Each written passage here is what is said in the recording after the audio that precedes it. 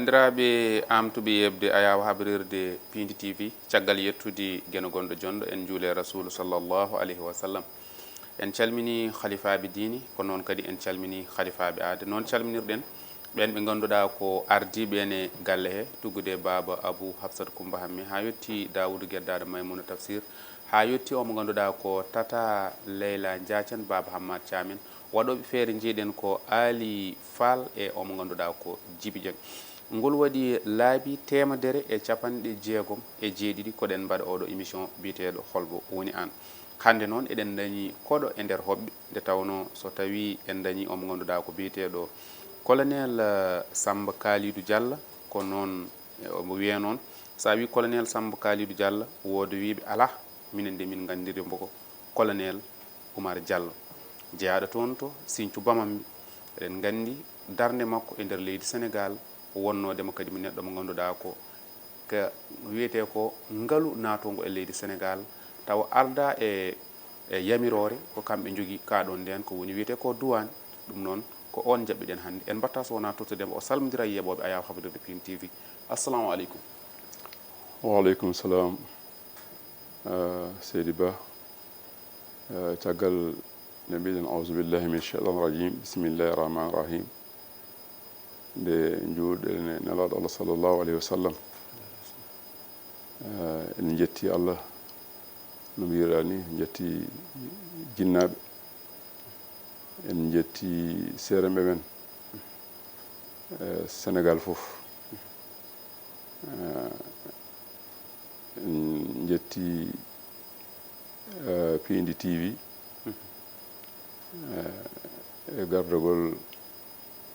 Abou Diop Abou Samba Diop e bannan debbo Leyla Ndiaji ayni ɗum kañumne ko giɗo men an hoorema e cabobinɗa ha garmi ɗo hannde ko min jetti kadi sabobinɓe oɗo galle ha yo wawa daro darano ɓiɓɓe fulɓe e darano Sénégal fof hono miñen giɗo men sehil men Daouda Moussa Dia e mawnum Harouna Moussa ɓe fof ko yiɗɓe men so Allah alhamdulillahi rabbil alamin alhamdulillah ɓe gandodirɗen ɓe jotodirɗen hande gila hanki ha hande en ñaagui Allah kadi ɗum juutan en ha janggo tawne wonda en jokkodira saabi Allah Oumar Diallo ko ɗum woni e kayitaji men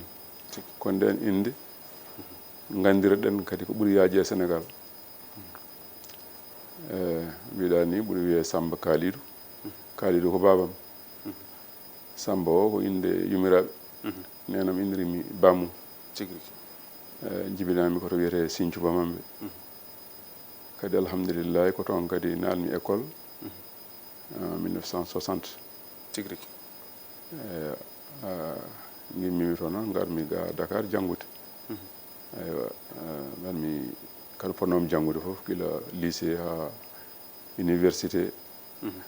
ha enam nanmi e service douane tigui wadde ma en gartu hen en mbatta so wona yaade rési ɓe gartana en e biographie colonel Abbas bisimilla. On gorkaju nodo inspecteur d'état gondo hande e foftere mum de ancien directeur général des douanes du Sénégal, médaillé d'honneur de la douane du Sénégal, chevalier de l'ordre national du Lion. Yi adunu ko hitande ujunere temedde jenayi e capanɗe joyi e nayi tonto wuro ene wiye Sinthiou Bambambe. École makko garwanijo o waɗi ɗum ko tonto Sinthiou Bambambe e lewru octobre hitande ujunere e temedde jenayi e capanɗe jeegom. O yalti école primaire o omo heɓi certificat de fin d'étude hitande ujunere e temedde jenayi e capanɗe jeegom e jeegom. O naati école secondaire tonto collège Pikine Nord ko toon o heɓi ko wiyete ko BEPC en 1972. 92 o naati lycée technique Maurice de la Fosse kanko mawɗo Oumar Diallo ko toon o heɓi baccalauréat en série B en 1975 o heddi e nden hitande concours général lauréat en 1975 duuɓi nayyi pawti hen gorkajo heɓi maîtrise mum en sciences économiques toon to faculté des sciences juridiques université Cheikh Anta Diop en 1981 o heɓi brevet makko toon to école ENAM en 1981 tawki section mo douane et séminaire baɗanoɗo organisé en avril 1989 o heɓi diplôme makko e on ɗon séminaire seeɗan fagal o fati alhaali département trésor du service des douanes des États-Unis d'Amérique ko fati alhaali faux document kam et lutte contre le terrorisme o heɓi certificat conseil de coopération douanière de formation sur le système humorisé juɓɓinaɗo on to Dakar en février 1990 o heɓi certificat goɗɗo de la Société Générale des Surveillants pour les cours de formation sur le contrôle des produits pétroliers en avril 1996 gorkajo jokki golle o heɓi diplôme de l'école nationale des douanes de France pour stage de formation des cadres supérieurs des douanes en section octobre 1997 ko nden o yaɓani golle woni expérience professionnelle comme mission décoration mawɗo Oumar Diallo woni inspecteur de visite au bureau des douanes de Dakar Yoff de juillet 1981 à août 1984 kanko mawɗo Diallo o wonti chef du bureau des douanes la foire hakkunde 1982 heɓi félicitation jettoru ummingo et chef de l'état à l'époque monsieur Abdou Diouf wonno et du directeur de la foire heɓi jettoru ngongu en 1981 taw ummi ke directeur général des douanes kañum et le directeur général des recettes douanières ngam golle makko paydindi dimago makko e wonde monde rigoureux et on donne chevalier de l'ordre national du Lion retraité de l'inspection générale d'État depuis le 1er janvier 2020 ko tergal nden fedde wietende bamtare Sinthiou Bambamɓe o woni trésorier nden ɗon fedde wonde to Dakar tande ujunere e temedde jeetati e jeetati ha 2018 o woni membre de l'association sappo e jeeɗiɗi Suudu Baba donc woni président association Nangue Fouta kanko kadi o wonino candidat e suɓgoji mairie Sinthiou Bambamɓe en janvier 2022 on gorkajo woni koɗo bamodi e émission mum hombo woni an ɗum noon en mbaɗat a waɗantumin tan morlal jiiri dartol gurdam biographie rewo rewi he ko tubak wiyata ko mbaɗnamin hen commentaire seeɗa bisimillahi donc en jalti enam comme officier de douane 1981 alhamdulillahi Allah walli en to ponnoɗen rewde fof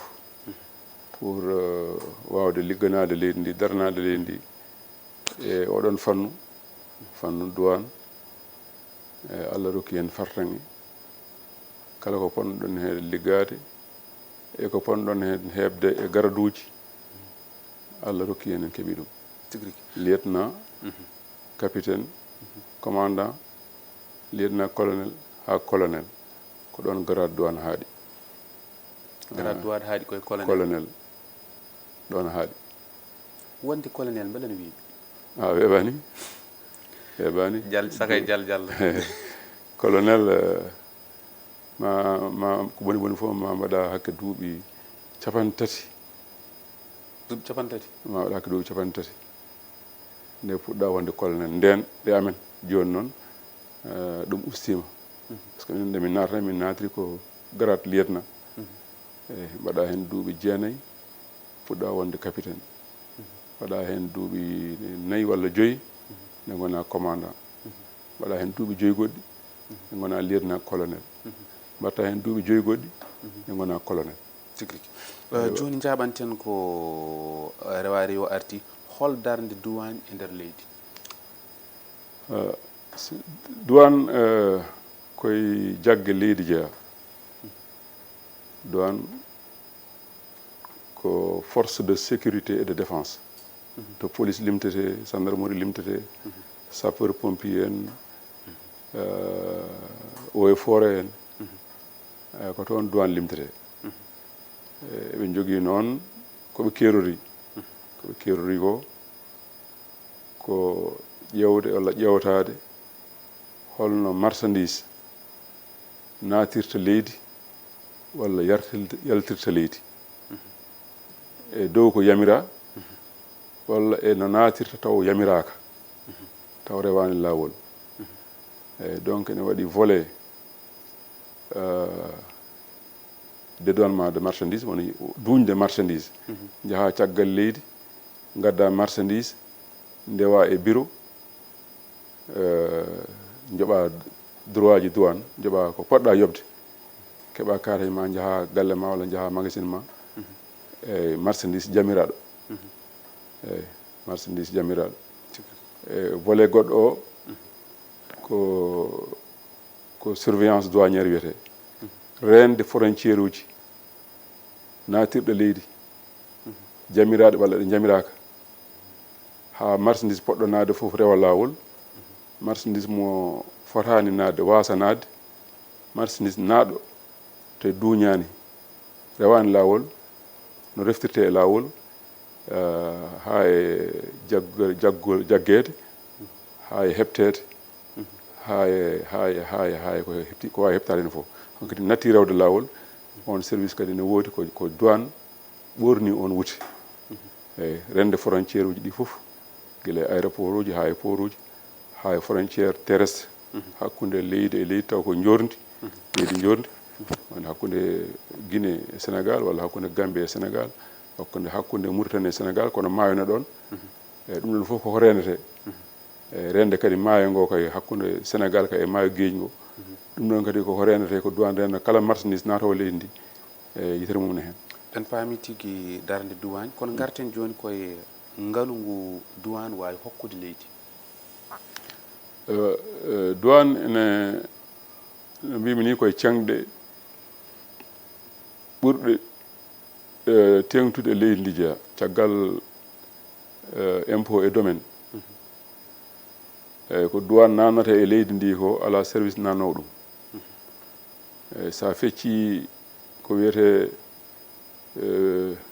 budget recette fiscale woni kalis jaltowo e dow ko duñete walla dow ko yoɓate impôt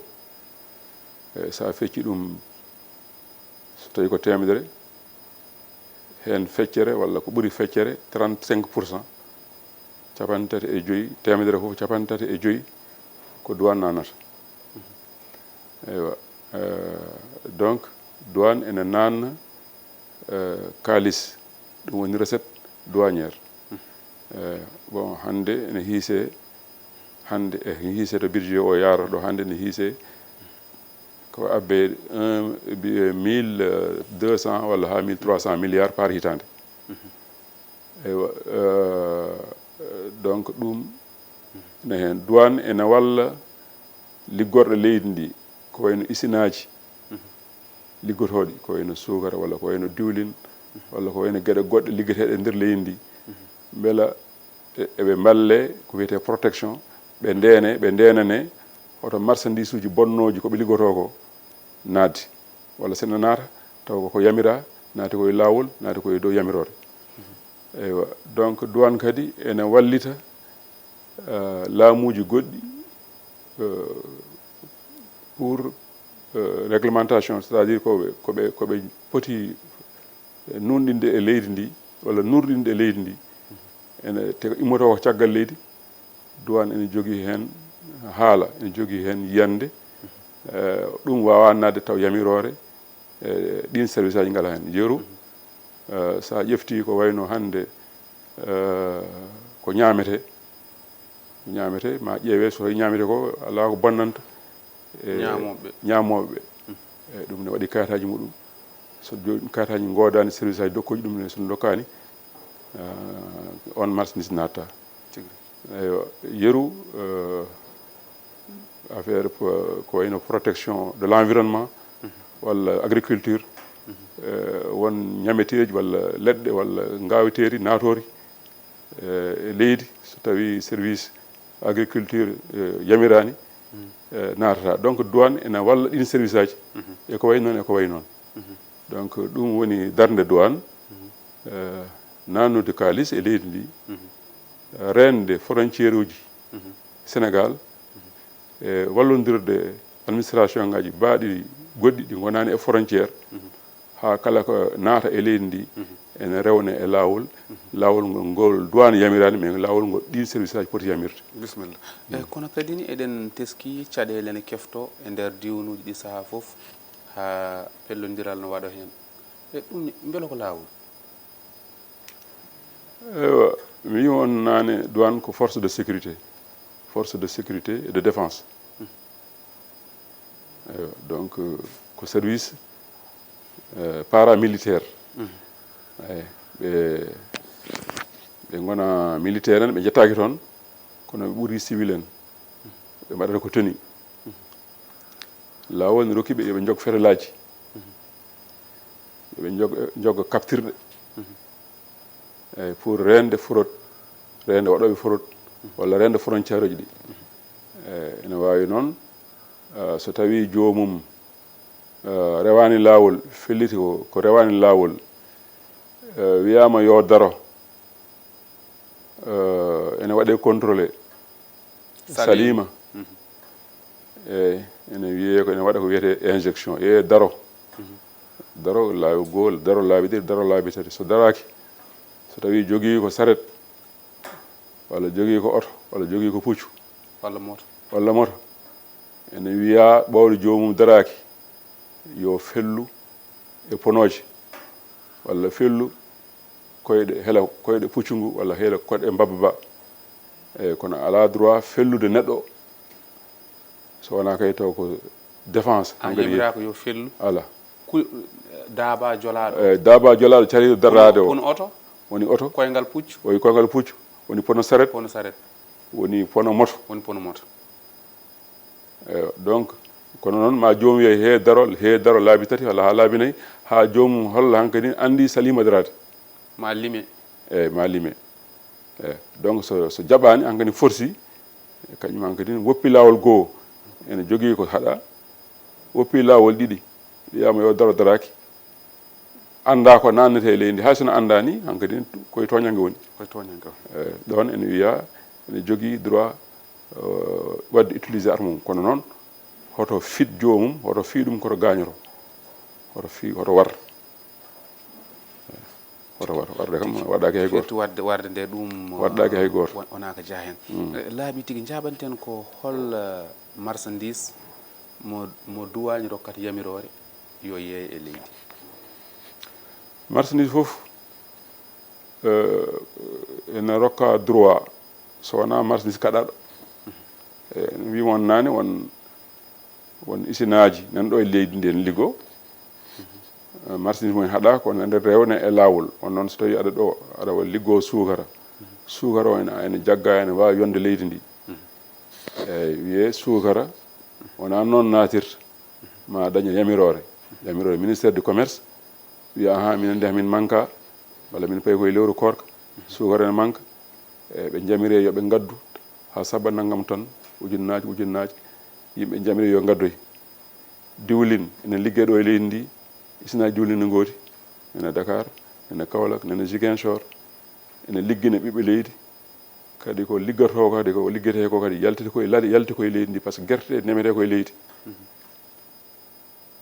walla wiro ko remote koye leydi ene yaltina diwlin walla sukara o remete koye leydi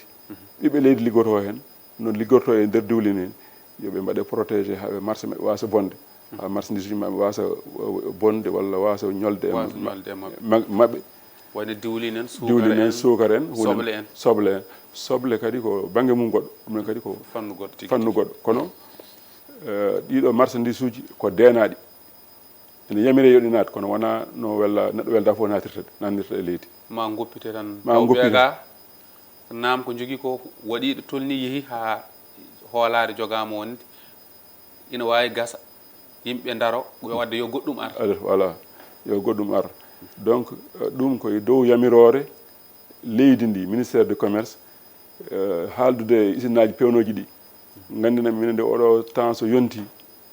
oɗo waktu so yonti hamin ngakkire walla hamin darto min mbawa par ce que min mbawa dañde sukara walla min mbawa dañde diwlin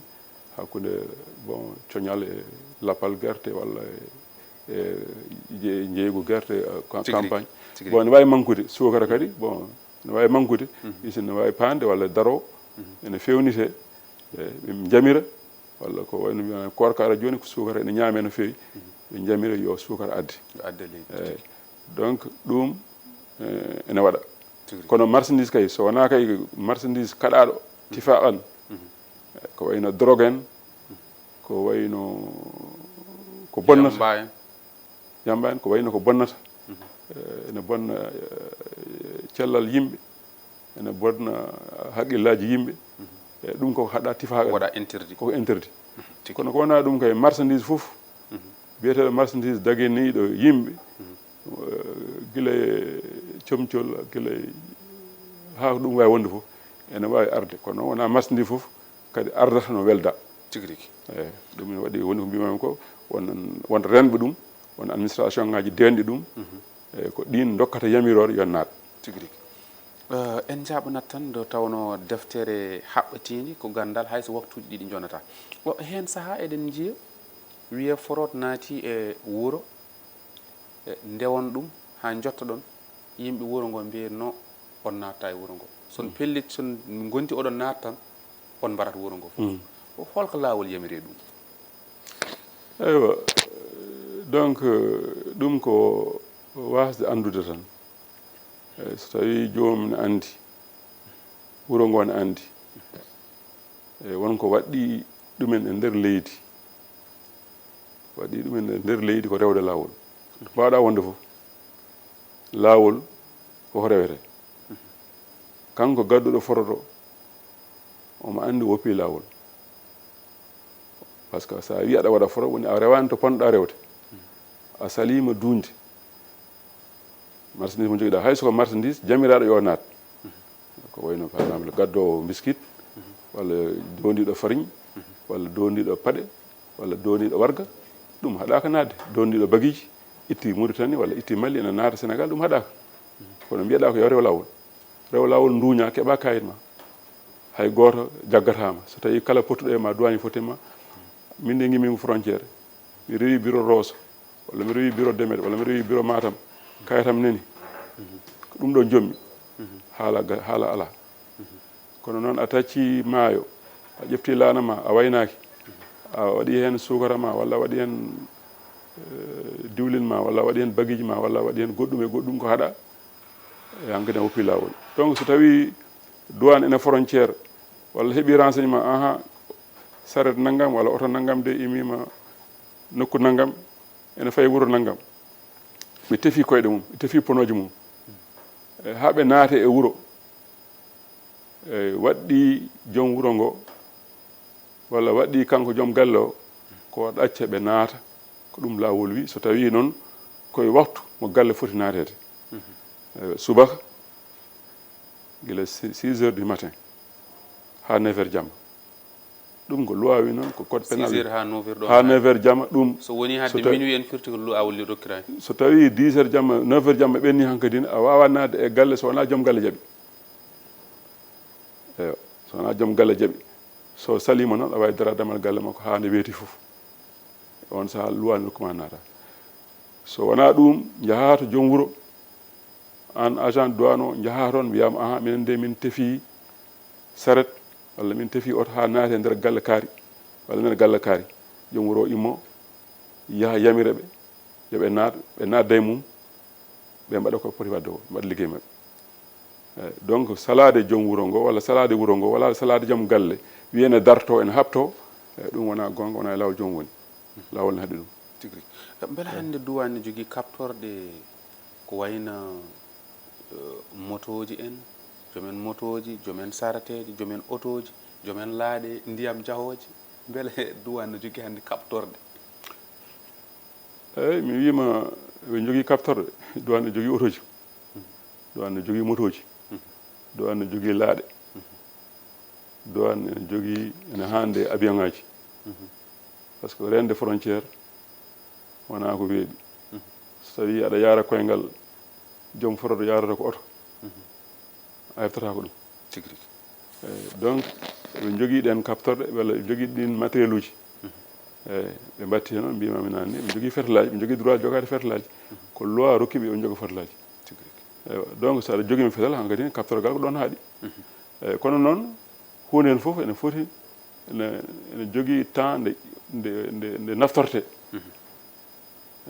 nde naftorte so tawi jomum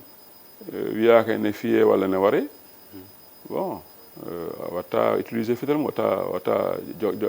haptortako donc ɗum woni hen donc eɓe jogii ɗen kaptorɗe koɓe ɗum rokkata ɓe wawde dartade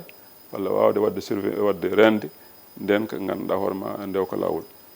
min ji way kono yimɓe mbiya ko jinguere mbaɗɗa woodi kalduɓe ɗum e fannuji kewɗi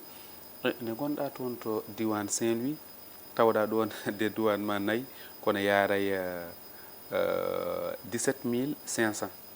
Mali on tumo ina yoɓa 7000 mbiɗa ɗum wawa wonde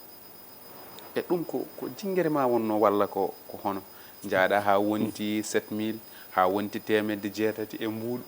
woodi wiɓe o ko jingowo tan hande makki salari 2017 itti ɗum holko saabino ɗum eywa bon jingol wawa wonde hen saɗa jingani kadi jingo dow lawol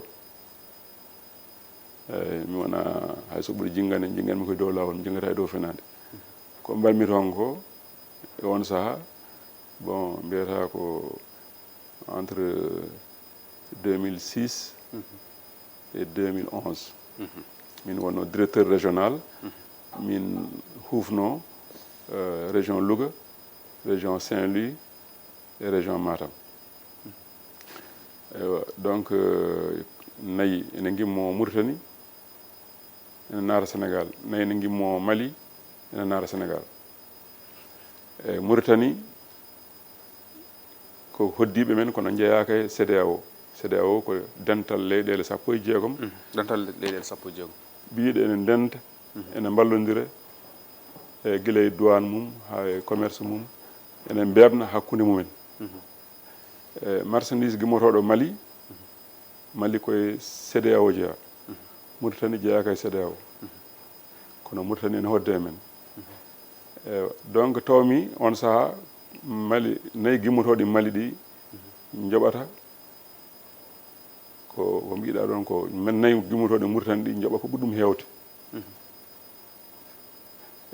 mbimi ɓowdi ko noon te lawol ne rokki hakkude men e Mauritanie hayso ɓe jeyaka e nder CEDEAO yoɓe jagguire koye nder CEDEAO ɓe jeeya kala kene fawe e marchandise CEDEAO yo fawe e marchandise Mauritanie kono yimɓe mbaɗani ɗum nden mbaɗani ɗum kamɓe douane waɗani ɗum leydi ndi waɗani ɗum waɗi discrimination ɓe pondani min fof yo artire ha fota eyyi wawde ko nagge tan fayi koye leydi ndi yo fonde eyyi ɗum addi ɓe mbi mi ustani wona jinngol ko loi woni wi noon loi waɗiri noon eywa kadi fawi kadi ko sene naata foti yobde tan ko TVA so tawi a ƴefti nden temedere fof ene foti yobde nogas walla capan 20%. Eywa donc ɗum foti yobde so tawi nagge nge hiisama te ujunnaje 10 bon enge foti yobde ujunnaje 2 droit de douane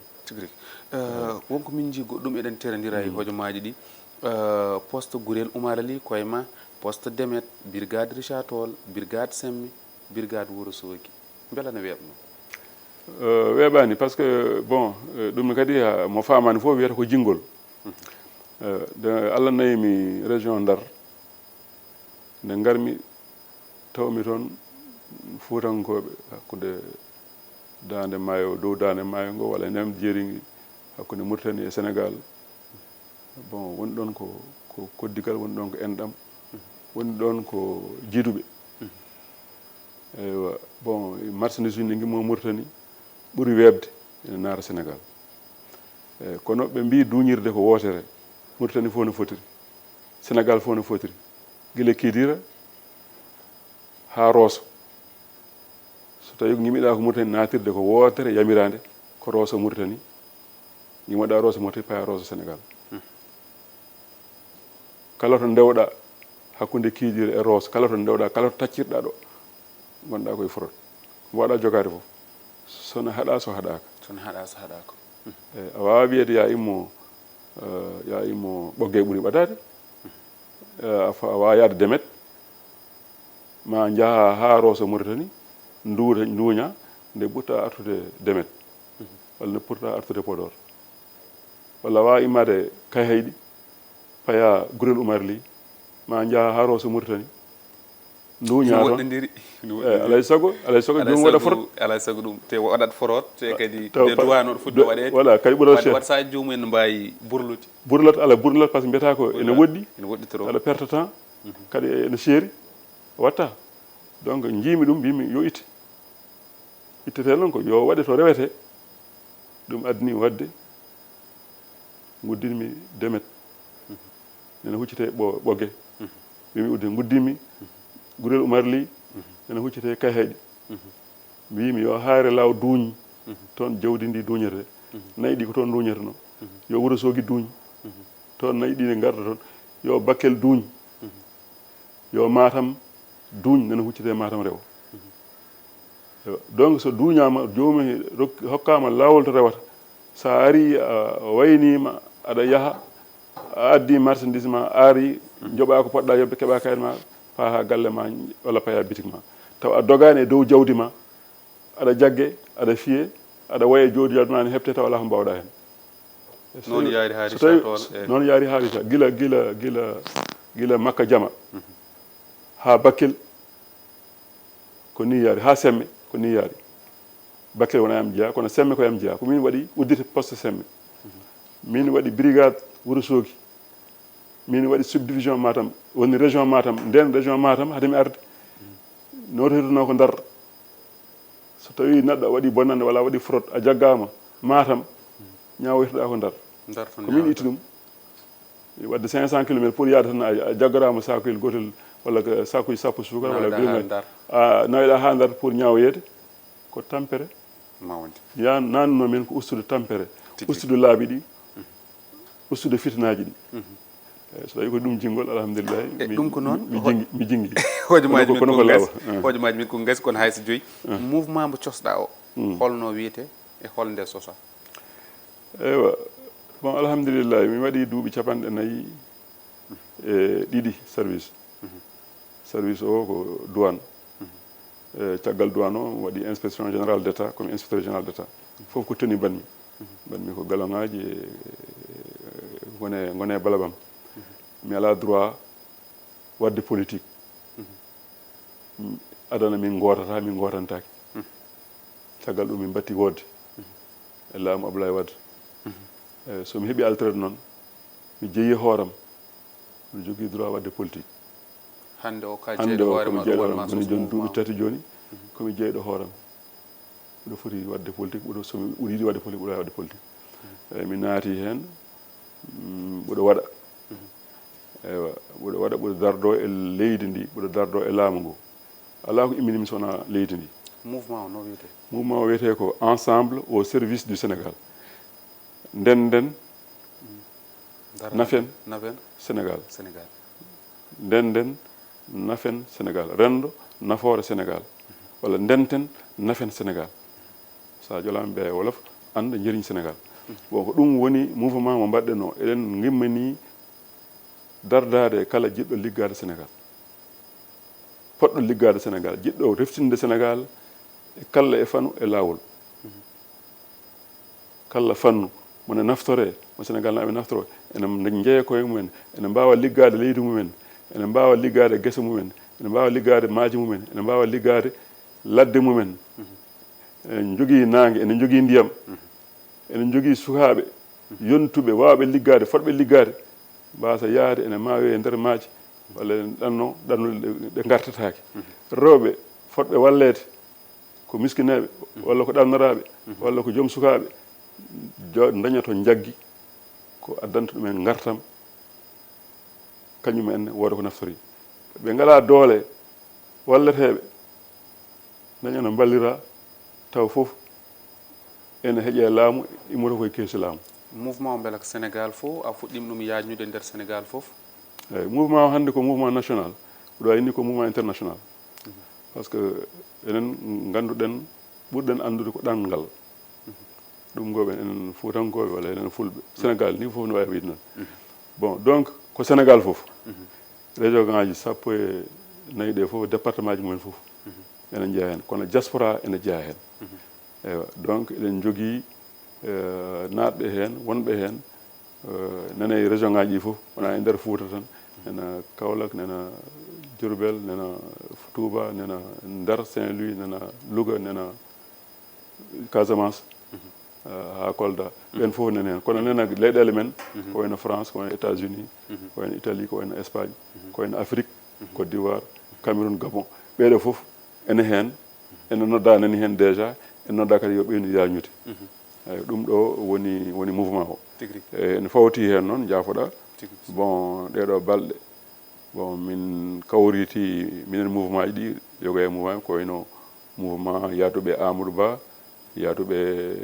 Amadou Ba wonɓe Dakar wonɓe nder leydi ndi fof min mbi amin mbaɗa fédération de mouvement e ɓe dokki miijo yidde ardindemi ɗen golle e nder Sénégal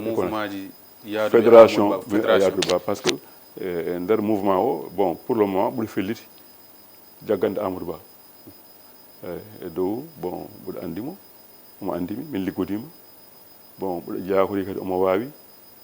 jogade ko wiya ko dow noon daranade Sénégal ko ɗum woni goƴam d' abord ko ɗum woni goƴamen wawno wonde fof so tawi wondi koye laamu ene darano Sénégal ɓuuri heptinɗum ene wawi daranade Sénégal mi dardo e mum ɗon min jarata ɗum noon ko konngol mbayni eɗen mbawno arde hay Sénégal woodi pétrole et gaz holko woni hen darde duwani kono mataw hanti a morlat ɗum tan 1 minute mbaynoɗa gasi haalaji mataw mi wima joni marchandise ko wawi wonde fof douane ne jogui hen gueɗal hay soko noon ko ceenal hay soko kaaƴe ɓaw tan ene yeeye e douane ne jogui hen konngol donc gaz et pétrole e douane nana heblano ɗum min jogui bureau ji service aji spécialité mumen ko rende pétrole et gaz ɗi nanɗo Dakar ɗo guila douane fuɗɗi e ɗi Dakar pétrole nanɗo bureau hydrocarbure wiyete kono ɓawdi hankkadi ne wonti ko Sénégal ene natti jiggoyade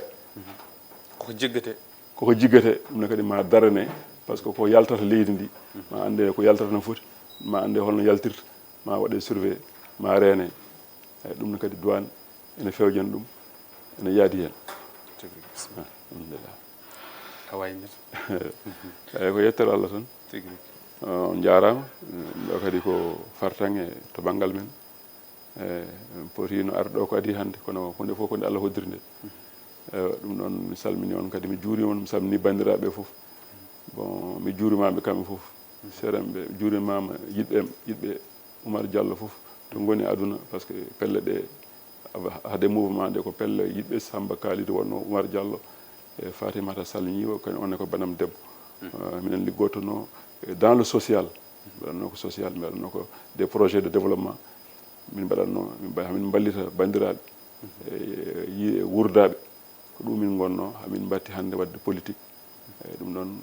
ko nden darde min daari hamin daari nde hanki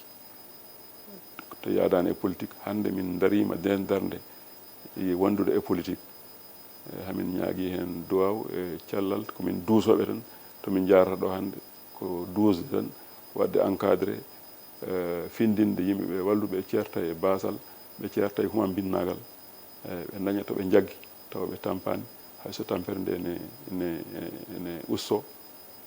hayso gasani usto e ɗum woni darde men ɗum noon hamin ñaagui hen duwaw nde Allah yettinta fof bija rasulullah indallah ɗum noon en jetti Allah en jettanimo Allah kadi no feewi eɗen mbawno arde kaalen fannu goto sababude wonde ko gandu nde tawno neɗɗo o so ari ɗo eɗen gandi nafoore makko yimɓeɓe kadi ɓuuro famde hayso tawi woni o dilli e dawrugol eɗen gandi ruuma jarribo cawtuɗo to banggue ƴamgol mairie ji ɗi eɗen gandi eɗen mbawno haalde jokkodiral makko kanko e Fatimata Sall ñiiwo golle paydinde ƴeew golli e nder leydi Sénégal majjata mayata saabu neɗɗo ko golle mum tan kalata ɗum kanko ne golle makko tigui fuutankagal makko yiddemo ni hormademo gendi Sénégal ndi ɗum eɗen teskorima ɗum ɗon ɗum saabi guila nde tawno neɗɗo so woni golluɗo rewe makko wota haaɓan an caktowo o gila 2018 eɗen ndewa makko ha hande ko hande Allah hoddiri ɗum firtuki en kaɓanani ɗum darde nde o dari kono kadi en jettat sababu o hono Mouhaji Sy mo douanier gonɗo toon to Hayre Law ko kanko woni sababu en jettimo no feewi no feewi no feewi darde makko kadi ne o waɗi mouvement o kadi ne ko dardade e ɓiɓɓe gendidi ɗum noon ko ɗo mbaynoto ɗen e tongode temedere capanɗe jeegom e jeeɗiɗi ina tawtora kadi ni ɓiye ko Amadou kono to caggal to ko Djiby Dieng kono ni no mbaɗen ni waɗi en noon ko Sané Fashion woni ko Dakar Plateau tongode makko ko 77 489 92 58 Sané Fashion Dakar Plateau 77 489 92 58 ko on waɗi en ni no mbaɗen ni Allah jarama on jarama jokkon e yebde télé mon ha saaha goɗɗo hawrude weɗere gueɗe